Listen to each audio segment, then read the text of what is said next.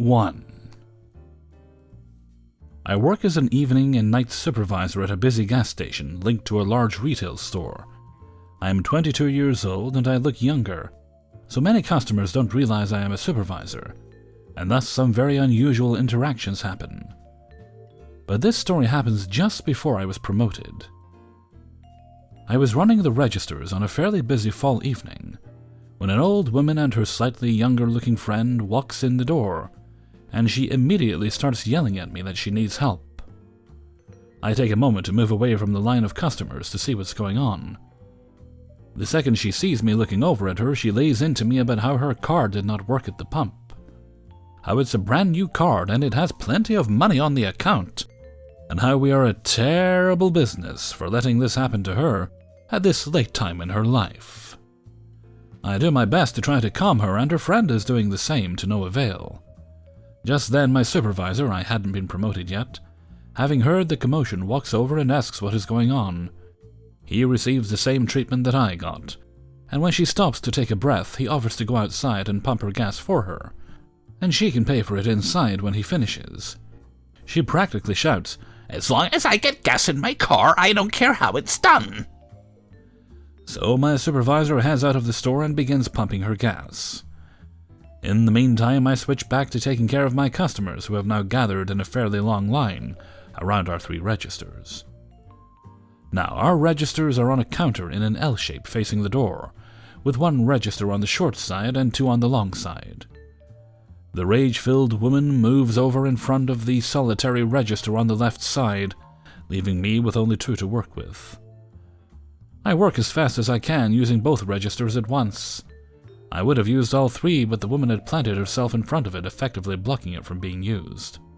During my frantic attempt to handle the still-growing crowd, the angry woman is still going on a rampage, yelling at me, her friend, and the company in an admittedly impressive tirade. About 10 minutes later, my supervisor finishes pumping gas and comes back inside. He signals me to take care of her while he deals with the crowd. I ring her up, and her card works on the first time without a single issue. After she pays, she seems to calm down and begins to exit the store. But before she exits, she leans back, poking her head in the door again, and yells, "I hope you turn 92 years old so you can be treated the same way you all treated me." At me. I take a second to process what she just said as the store becomes silent. A second later, my supervisor, having finished with the majority of the crowd, leans over and says, "I'm pretty sure she put her card in the wrong way. Don't take it too hard." As he finishes, the last customer in the group looks back at us as he is walking out of the store and leans back and says, "She did. I saw her try it twice and then come in here." He then leaves the store. My supervisor and I take a moment to realize what had just happened, and then once we knew there were no other customers, we gave into a loud guffaw about the whole situation. This sort of thing happens quite a lot at my station. 80% of the time, as soon as an employee looks into it, everything works out perfectly. This was one of the biggest temper tantrums I've personally seen, much less been on the receiving end of. 2. This literally just happened, and I'm still confused. I'm one of those people that like to do their pre-shopping to budget things out the day before they get paid. I'm also one of those people that like to dress like I'm a rejected Hot Topic employee that got a job at the local comic book store instead. I in no way look like I work at a grocery store when I'm dressed in what I consider casual clothes. For example, today I'm wearing a grey tank top that says, "Let's get red and white wasted" on it. I'm Canadian and I got it for Canada Day because beer. Blue bootcut jeans, steel-toed shoes, and a Star Wars Empire beanie. There's also my massive Attack on Titan man purse and very visible tattoos. So, I was at Stupid Store today, making a list of what I would need for the week. I had my headphones in, listening to some J-pop and metal while I walk around with a calculator and notebook in hand. Budgeting is important, people. I wasn't expecting anyone to bother me today, so I was just bobbing along, doing my thing, looking at meats in the deli. I guess the deli wasn't busy, so there wasn't a visible worker anywhere. I didn't mind. I didn't need anyone to help me at that very moment, and they have a call button if they were needed.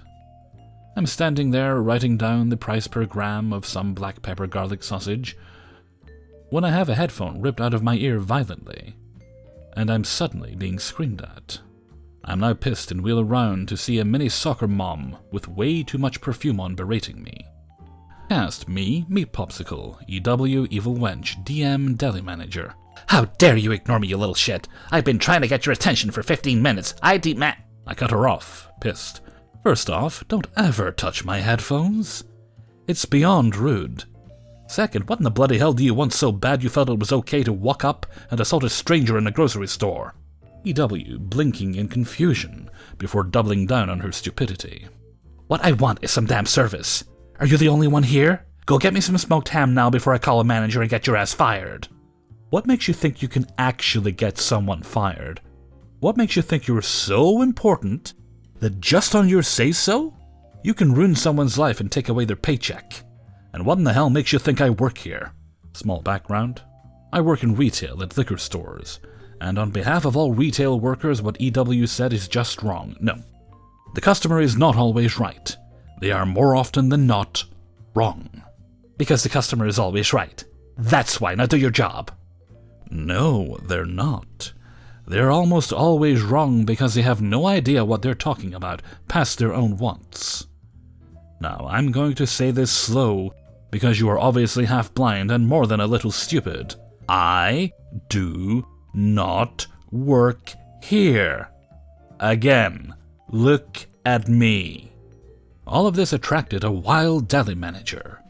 His appearance wasn't very effective, though, as EW was still attempting to get me to go behind the counter to use slicers I have no idea how to use. He piped up while the tiny terror was mid-rant. What seems to be the issue here? Finally, someone important. I demand this little shit be fired and that you give me my ham free of charge because of his incompetence. I just stood there, looking annoyed, waiting for what I figured was about to happen, tapping my toe and looking at the DM. Ma'am, he doesn't work here. He's shopping just like you. I already told her that, but her skull is too thick for it to get through. Yes, I sound rude, but this wench interrupted my music and it was one of my favorite songs. Love me some Clarice. EW finally looks at me and really takes in my appearance. You can see that the wheel is turning, but I guess the hamster is dead, because she again demands me to be fired. This time with less conviction, as she's still trying to wrap her brain around how a random nerd is not actually a deli worker, and might actually just be another customer. Again, he isn't an employee, I can't fire him. And what's more, I can't just fire someone because a customer said so. That's not how jobs work. But the customer is always right?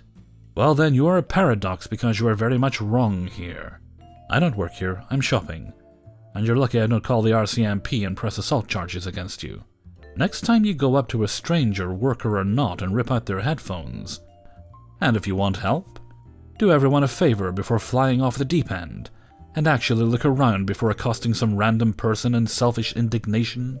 At that, I just walked out and went home. No idea what happened, and honestly, I don't care. I'm going to go mod Skyrim now and have a beer, thanks for listening.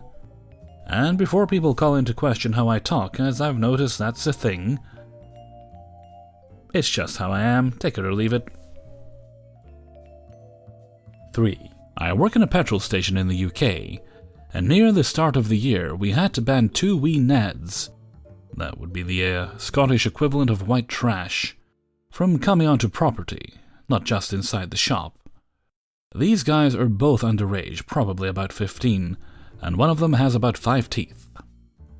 We'd had hassle with them using the forecourt as a skate park for their bikes for a while, and they'd been told multiple times to stop harassing customers. One day they started sitting on a container outside the window, and were peeking in to see where the till is. So my co-worker had enough and told them they had to leave or the police would be called. They weren't happy with that, and gave him a lot of cheek and were being generally aggressive. So my co-worker decided to ban them completely, not just the move along that he just told them. They left, but tried to come back a fair amount, being told no each time.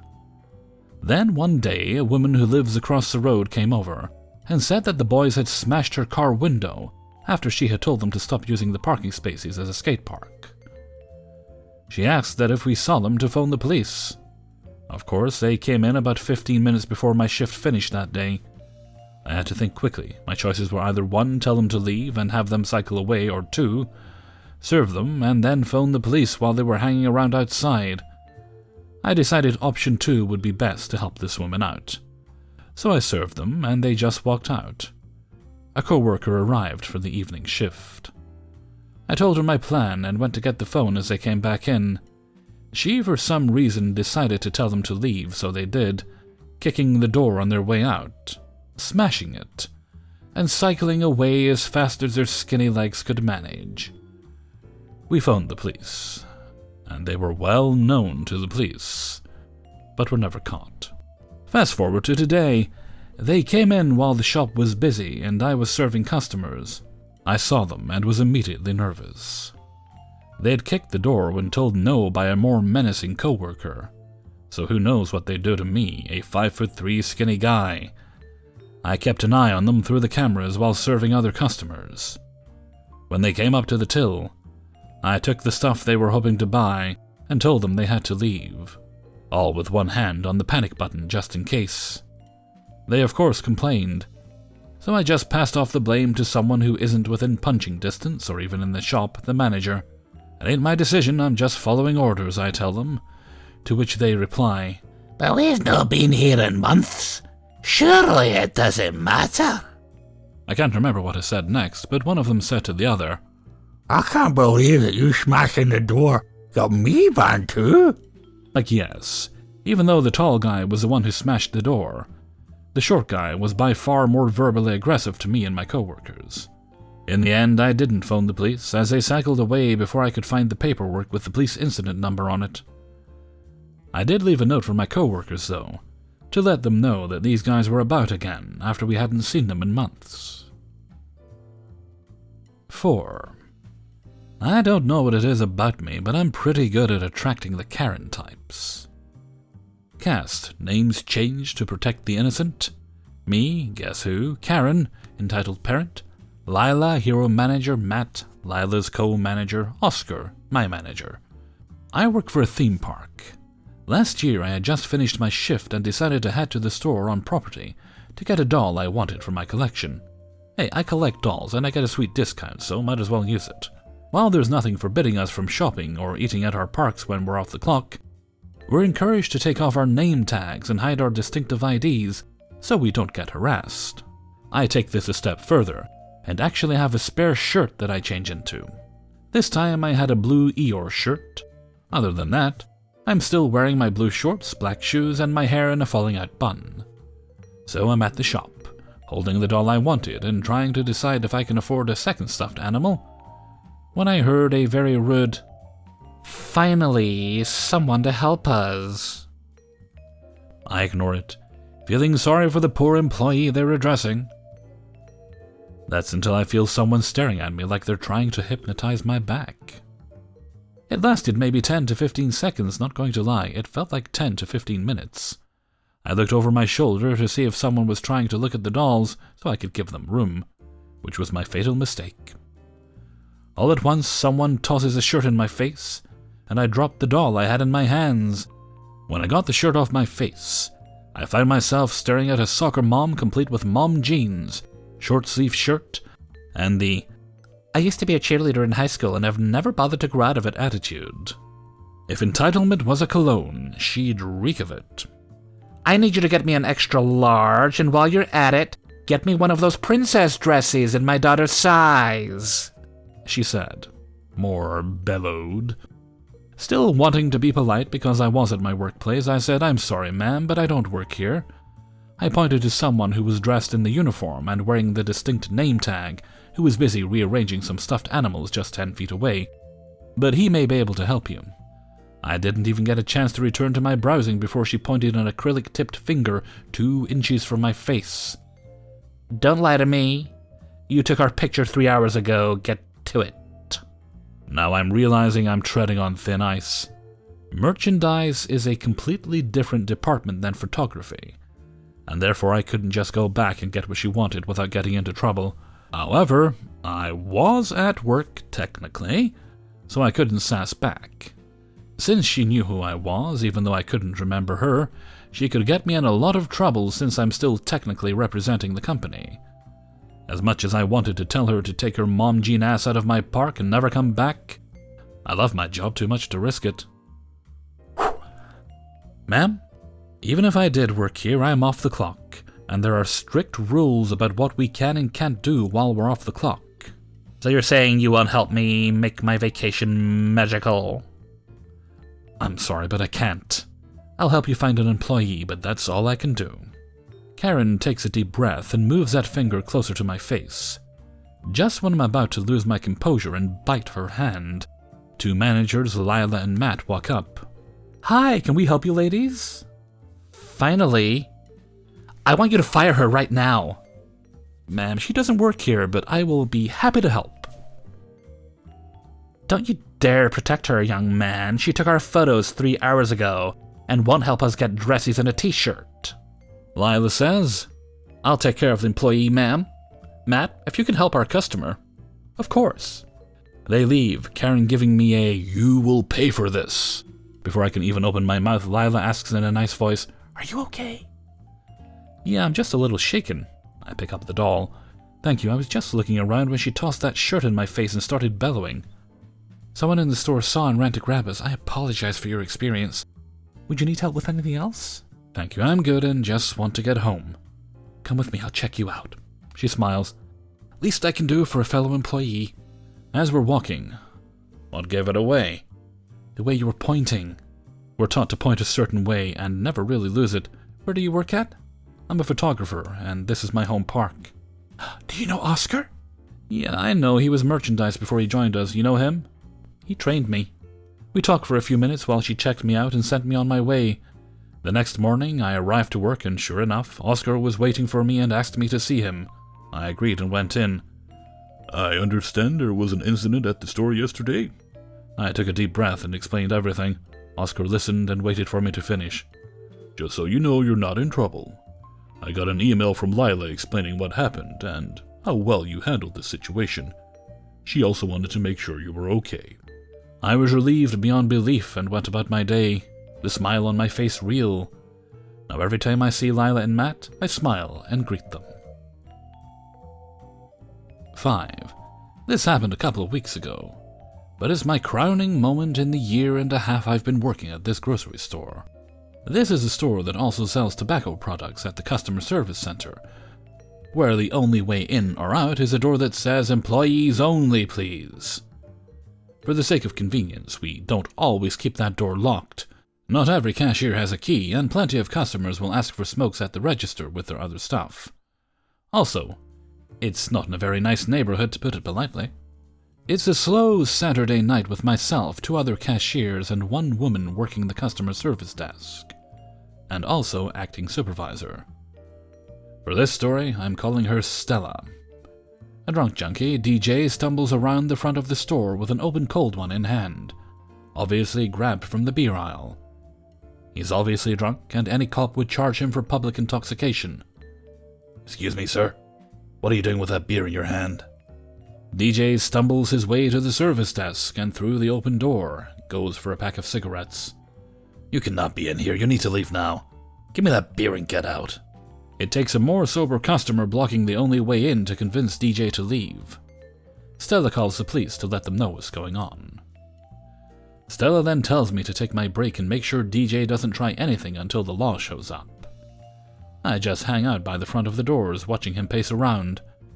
Next thing I know, he darts past me, knocking my phone out of my hand. I chase after him, shouting, "Motherfucker!" I end up grabbing him around his waist and keep a good hold on him. But let me tell you, dude put up one hell of a fight. I try to put him into a particular hold. Not sure what it's called, but it's where you wrap your arms around your opponents from behind, and then lace your fingers behind their neck. That was tricky to do, given how much he was moving, and also the fact that he's skinnier and taller than me. I'm about 5'7" or 170 centimeters. The main issue I had was getting him to hold still, but I digress. You don't understand. They're coming after me. They're trying to kill me. I'm having none of it. You done fucked up now, boy. Get the fuck out. Eranos, you're gonna end up getting hurt. It ends up taking me and 2 other guys with a lot more heft than me to drag him out the door for a second time. Luckily, the cops were just pulling up, and they put the cuffs on him in a heartbeat. Addendum: I'm not a martial artist by any stretch of the imagination, no formal training. I just have an older brother who used to wrestle with me all the time. I'm also not a thrill seeker, but I do need to confess to one thing. The adrenaline rush that I got from this whole thing was awesome!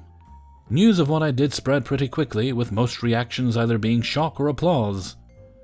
I also found out from a coworker at my other job, different store chain entirely, that one of the guys that helped me drag DG out was her brother. I owe that guy some drinks. Hey everybody, Hellfreezer here, and thank you very much for listening to Adventures in Fast Food and Retail, number 69. Dude? I'm just waiting till you'll stop giggling. Anytime you like. I'll just sip my tea while I'm waiting. That's good stuff. And thank you very much to everybody who allowed me to use their stories in this video. Good news. Sorry. Good news, everyone! I mentioned I was looking for a television after suffering from a brief period of madness because I didn't understand anything of the terminology, because I literally, I'll occasionally browse technology that I might want to buy now and again, right? And I always quite enjoy the process of sorting through things and learning about the new innovations and the like. But literally, I've had no reason to look at televisions in 8 years, so I had no clue what was going on with TVs. So I was lost, completely lost. But eventually I got a grip on it. I've narrowed it down. I've actually picked out my new television. It's a bit on the pricey side, so I'm not getting it right now. I'm going to wait until, I think, Black Friday is on the 29th of November. So I'm hoping they'll maybe knock a couple £100 off it then. There is already a deal with it, but I'm hoping there'll be more of a deal than Black Friday. And if not, I'll just bite the bullet, and then I'll realise that was a stupid idea, and I'll go ahead and buy the TV, because I'd kind of like to get it in time for Christmas. And I'll need to get, I've got a wall mount already installed that it will go on, that will support it. But I will need to get one, because the old TV, although it's worn, it still works. So I'm not gonna chuck it out if it still works. It's just it's not in prime living room viewing condition anymore. But it would be good enough just to have for occasional use in the bedroom, because I don't watch a lot of TV in the bedroom anyway. More for when I'm feeling poorly and the like, or for when I have a lady in there. Yeah, so more for when I'm feeling poorly. Okay, and with that, I'm gonna head off for now. So until next time. Thank you very much for listening, and take very good care of yourself.